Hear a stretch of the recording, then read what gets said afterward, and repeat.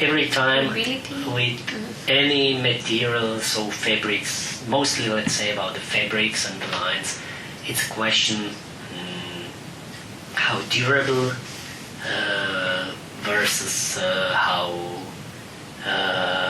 heavy the glider is, and for the consideration there is as well the price, because UP is using very high quality materials from Porsche, mostly the wings are built from Porsche only for the bottom skins, and some parts like mini ribs, so we are using Dominico, what is a bit cheaper.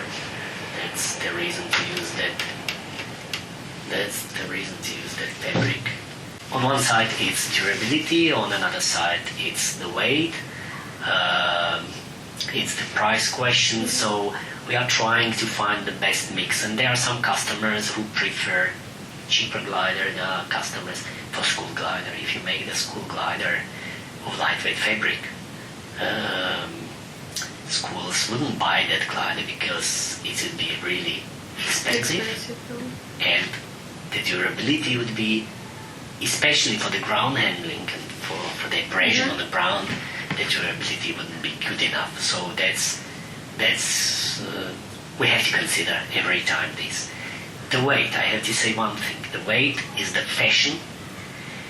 There is one very positive effect of the lower weight. If you make the glider lighter, heavier or lighter, that lighter one has better behavior on the lunge behavior. That means to bring it from the ground above your head. It has better behavior in some maneuvers, asymmetric collapse, for example. So for the sun gliders, it's quite important to try to build it light. Meru is built from light fabrics, and this is the reason. Trango is built from light fabrics. This was, for the consideration, this was a important topic. Actually, I remember I was flying Trango XC2, and then I changed to X-Lite 2. It was, for me, it was different.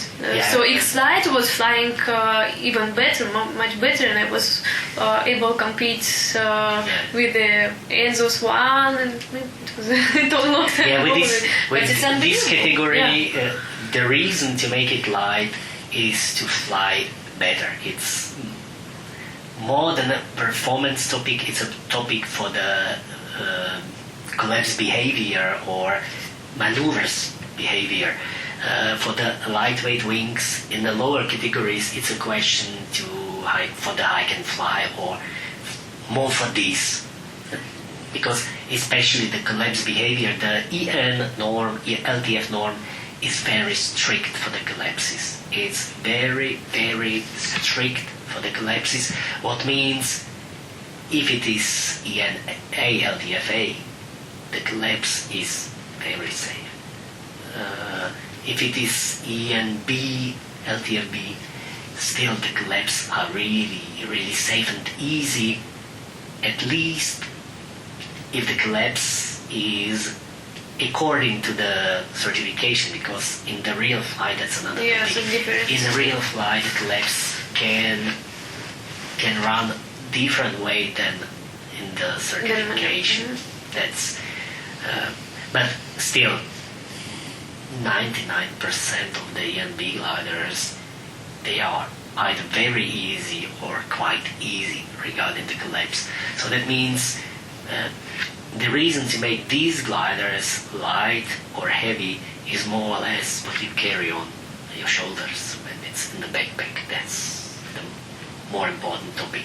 But when we start about the gliders like Trango, Meru, it's important to make it light for the flying behavior. You can imagine the gliders, they have 70, 90 cells. That means 70, 90 ribs. A lot of battens inside. They are necessary to be there. The glider wouldn't fly the same way without the battens. That means you need the rods to be there. The rods are heavy, so you need to spare the weight somewhere in the canopy, because in another case the glider would be 7 kilos, 8 kilos maybe, and then it it starts to be too dynamic when you make a collapse. It's too heavy and it falls down from the sky very low, very deep, and doesn't want to recover. So that's the reason to make these gliders light. There's another topic about the material. It's the line material. Yes, exactly. That was my second question. Other question, yes. Yeah, it's Dyneema, still why Dyneema? Because it's still the topic of the materials. We are trying all the materials we are using. We are trying really to take the best what is on the market. We made a lot of tests in past, long time ago already, and we are testing still again and again new materials and comparing with already those we are used to use. And the Dyneema in some aspects is better than Technora. In some aspects it's the opposite. So you have to find a good combination. In past there was a very massive use of Dyneema DC. That's unsheeted competition line made by Leros. It's a great line. It's line very low with very low elasticity. That means if you use the line for the whole canopy, like we had that in past on Mercury's, from the front to the rear to the stabilo to the brake lines, we were very happy. We were using on Mercury's. We had the Technora lines before, and we tried one glider after testing the Dyneema testing in the laboratory, and we found that the line is less elastic. We changed the line on one glider, and we were surprised how this less elastic line, Dyneema DC, made the behavior of the glider better. Performance in turbulences, thermaling, handling, it improved the glider a lot, significantly. It was a different glider. And we started to use those lines in that time. What happened roughly 2-3, years later, that there were some gliders coming back with totally wrong setup. Mm-hmm. It was the same in UP, it was the same Jin, who has been using these lines, and more, I think many other brands. And people found, pilots and the designers or people inside these brands, they have found that the line have a problem. The biggest problem is that the line shrinks, and the line shrinks especially if treated not the right way. Mm-hmm. There was not enough experience in that time with the line, and just there are a few points. What happens? The line has a special technology of production, because Dyneema, normally the old Dyneema is quite elastic. To avoid this elasticity, the line is pre-stretched. No one wants to say what exactly means this pre-stretch, but probably it means that the line is put under tension.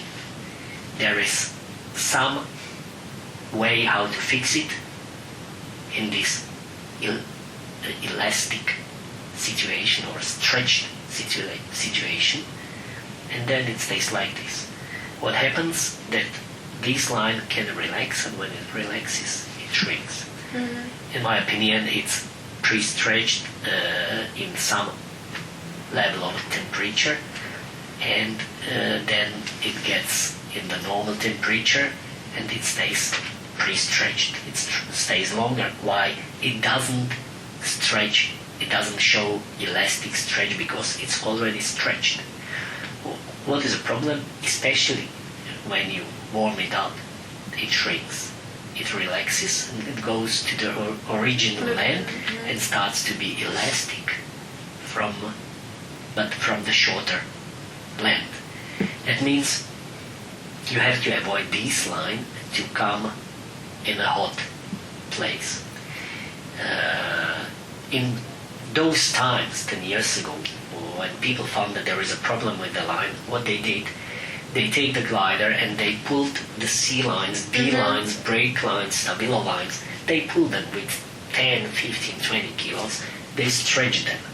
And the line stayed stretched again for a while. That was the problem, and it started to shrink, and it shrinked much faster. At the beginning, when it was a new line, it took a couple of months, even in the hot destinations like Australia, South Africa, to show the problem. It took several months of flying.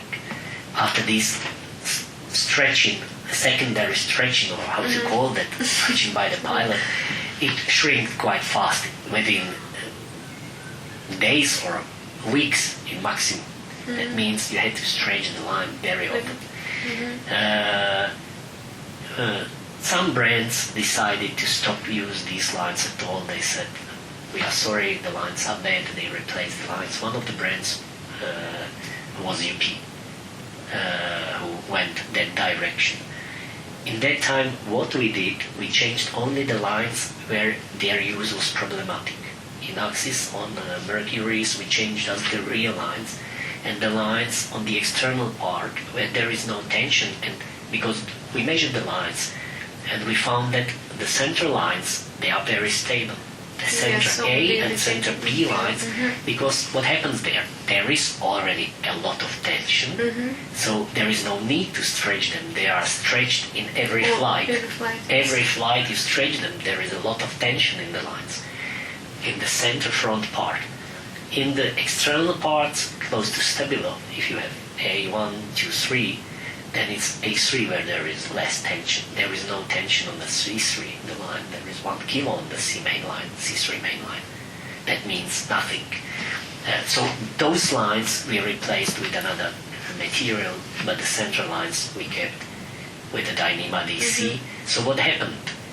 If you come in the terminal with the elastic lines and the angle of attack is increased by entering the terminal, elastic lines are moving up on the leading edge. The glider is, the terminal is increasing the angle of attack, and elasticity of the line is increasing the angle of attack. So it's a double effect in the same moment.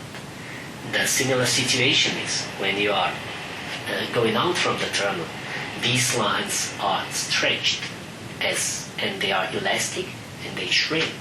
So you are going out from the terminal, the angle of attack is decreasing, and the lines increase this effect. It's a double effect again. So that means elastic lines are dangerous and unpleasant for flying, because the glider, what was the difference on the Mercury in that time when we tried to compare? When you enter the terminal, you were feeling the terminal is there, you had to go with the brakes totally up with the Teknora lines. When we started to fly with the Dyneema DC, you enter the terminal and you feel that the glider, instead of going like, waiting 2-3 seconds and then starting steering, it was like the glider was going in the terminal like this instead of like that. So, it was a big difference.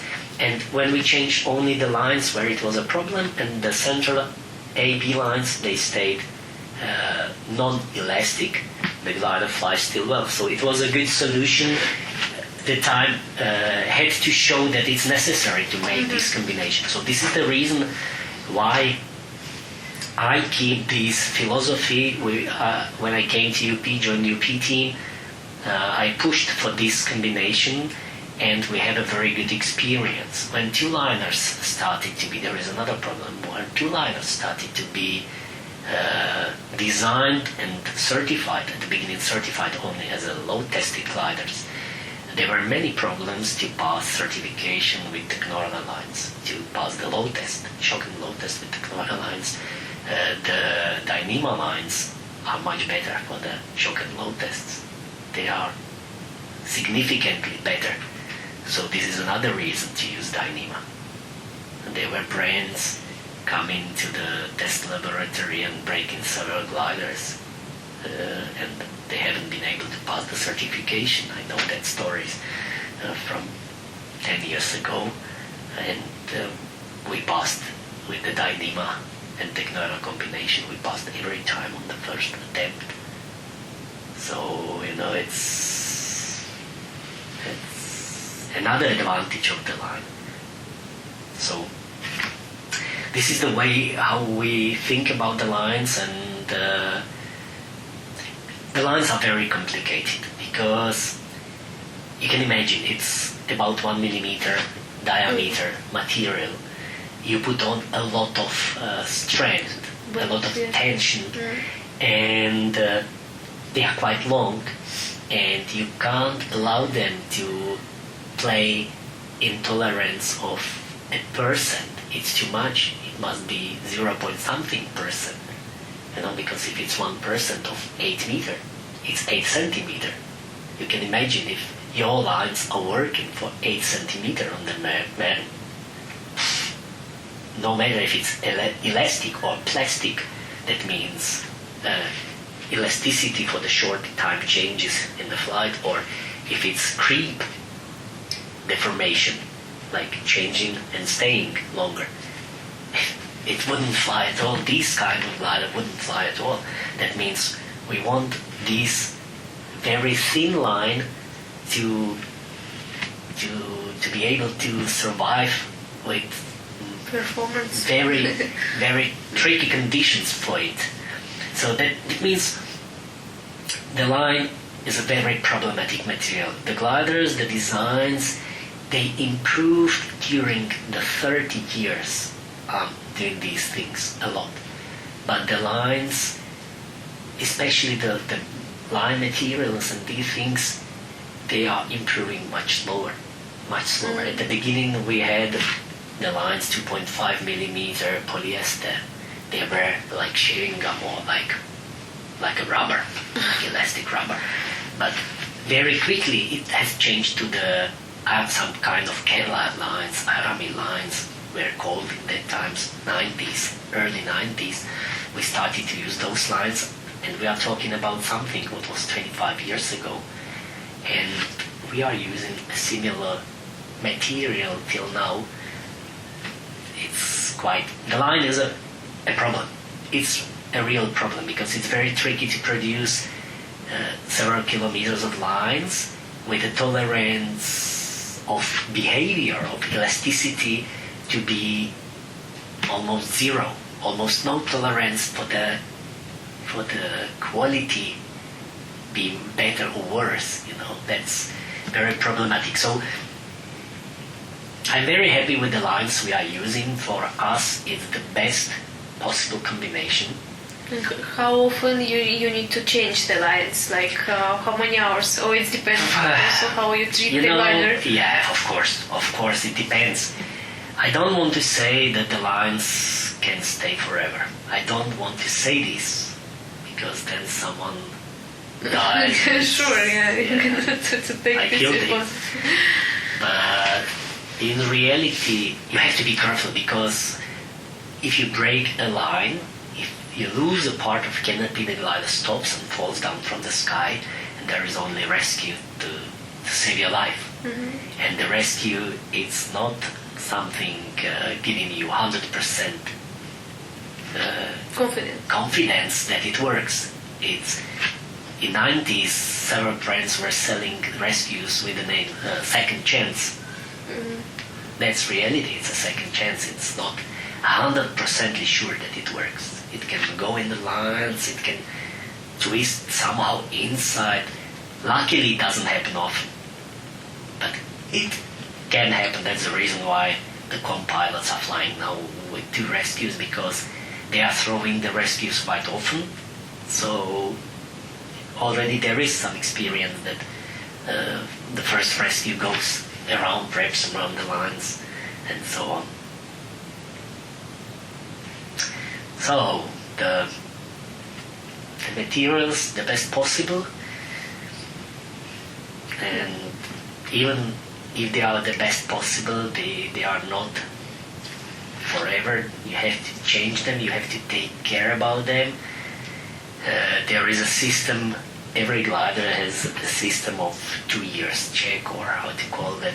It's mandatory to check the glider every year or every 2 years. It's written on the sticker on the glider, so it depends. And of course, the result of that change shows you how you treat the glider. So the most important to treat good the glider. Sure. I have example. I have a Trango I had in 2013. I think Trango X Lite 2. so it flies till now. I told the customer who bought it from me, I said, it has like 600 hours now, I think. I said, please change the lines at least, because the canopy is quite good still. And it's unbelievable. But I was treating good, and other customer also. But he's still flying with the old lines, I guess. He's from yes. South America? No, he's from Brazil? He's from Russia. He's from Tomsk, the owner. So now he doesn't fly very much, but mostly soaring. But it doesn't matter. I mean, it's very important to treat your glider good, and so you long time. So yeah, that's right. You know, it depends. It's very difficult to say these strictly 200 hours, 500 hours or something, because it depends as well then on the situation. If you make a steep spiral, your friend with the old lines 600 hours can make a steep spiral. He can die. Maybe not. But if he meets a strong turbulence in that spiral because he tries to escape from thunderstorm or storm situation, and he meets a strong turbulence, and he has in the spiral a collapse, with these 6, maybe 7 G's, and then there is a collapse coming and it's recovering, then it can be like explosion. Then even the new glider can be damaged. Like maybe not the lines, maybe the canopy can be broken somewhere. So these situations you can never say what will happen. It's better to have two rescues. Better to have 2 rescues, better to have your lines in good condition. In good condition. And so to take care about. It's very tricky to say that. We have been checking already before I came to UP. I joined UP. UP was very precise about the line topic, and we are still very precise. We are checking the lines, we are doing the structure test on the lines. What we have found during the time that the Dyneema lines, I'm talking especially about the Dyneema sheeted lines, they are totally unbreakable. And what about fabrics? So the materials of the wing hooshoes and UP, it's ultralight products. So most of wings they have light fabrics, and how it influences for performance, and it's also your job or somebody else helping you with that.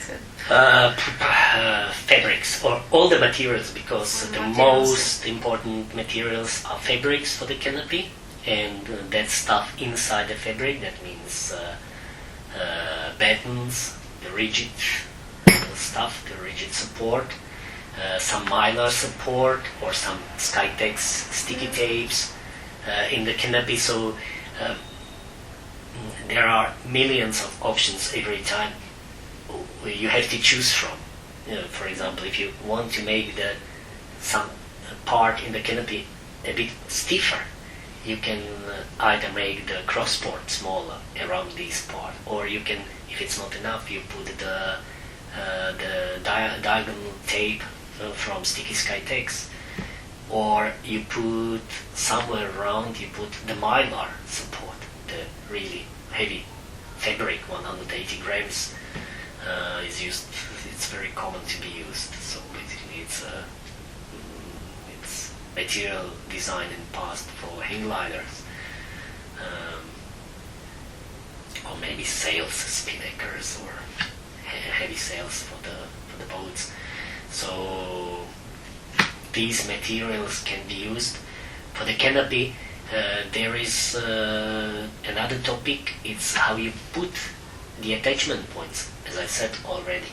Mm-hmm. So combination of all these lines, it's another thing.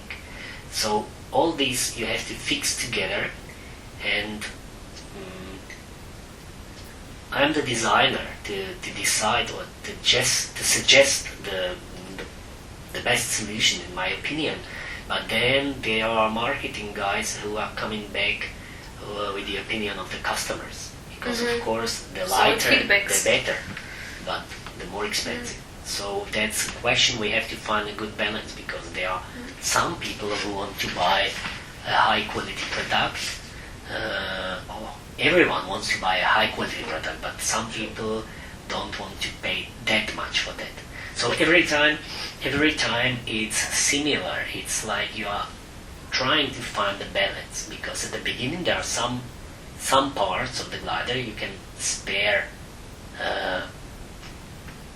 more weight with less money or less. There is another problem. Durability of the fabric. The lighter the fabric is, the better you have to take care about the glider. I'm not saying that the fabric is not durable, but it's not bulletproof, or it's not it's not durable enough if you don't like your glider. If you don't love it, you have to take care about your glider. If you buy a lightweight glider, you have especially to put it on the ground more carefully. In the air, and it's not a problem. Carefully to pack it, carefully to open it on the ground, to think if it's on the rocks or on the grass. That's a difference, light or standard fabric. So this is one thing we consider every time. It's the price, and it's this durability against the weight of the canopy. I'm sorry. It's my wife, so I'm sorry. We were talking about a lot about the design, but who works for design of the colors? Like it's like people together. It's like people together with the colors. It's very complicated topic, because we use. After all this, I think it's easier. On one side it's easy, on another side it's not that easy, because we keep the fabrics from Porsche. Porsche has a perfect quality of the fabrics on one side. On another side,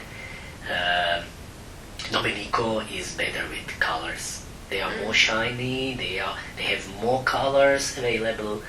So for us, this is a bit tricky to make nice gliders if the range of the colors is not that wide. You can have some special colors, your brand colors, but it's not easy, because then there is a minimum order quantity, long leading production time. The price is increased compared to the standard colors. So all these things are making it more complicated. So I would like if we have more colors, if we have more shiny colors, and I can understand the customers, they prefer that. But on the other hand, if I have to choose the best possible fabric on the market, on the material side, on the quality side, or something what looks a bit more shiny, I prefer the quality. Sure. That's my philosophy. Okay. For my opinion, they are all. Yeah, but you are a girl, so I would expect cute. I expect you can choose the opposite. You can say I prefer a bit worse quality or a bit worse durability, but more shiny color. I like this and that. So it's difficult. I like what we have for now. I think it's quite good. It was a female question. But that's not only female. The guys are asking for nice colors. They are asking too. They want to have a nice product. But as I say, if it's me personally, I want to have a nice product. But if I have to decide between a bit better quality or a bit nicer color, I go for the quality. It's not as a customer, not as a designer. Without a question. But as a designer, basically, what I try to design, or what I try to do my best to make the customer happy. For me, the biggest motivation or the biggest energy I get from my work is when someone is coming and he says, "Hey, Frant, I've been flying that glider and I like it. I had a great time." And for me, that's good. For me, that's it's like my batteries are against charge.